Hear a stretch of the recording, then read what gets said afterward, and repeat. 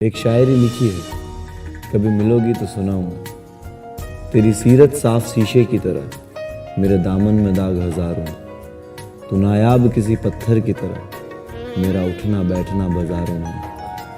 तेरी मौजूदगी का एहतराम कर भी लूं, जब तू होगा रूबरू में ये जज्बात कहाँ छुपाऊंगा। एक शायरी लिखी है, कभी मिलोगी तो सुनाऊंगा। एक उम्र लेकर आना, मैं खाली किताबें ले आऊंगा। तोड़ कर लाने के वादे नहीं, मैं अपनी कलम से सितारे सजाऊंगा।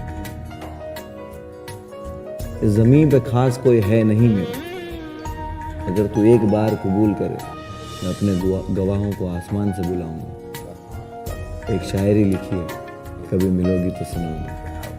क्या बात। कई रात गुजारी है इस अंधेरे में, तुम थोड़ा सा नूर ले आओगे।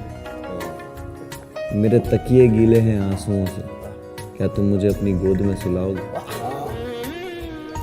सुना है बाग है तुम्हारे आंगन में, मेरे लाहासिल बचपन को वो झूला दिखाओगे।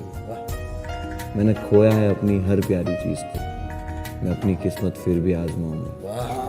एक शायरी लिखी है, कभी मिलोगी तो सुनाऊंगा।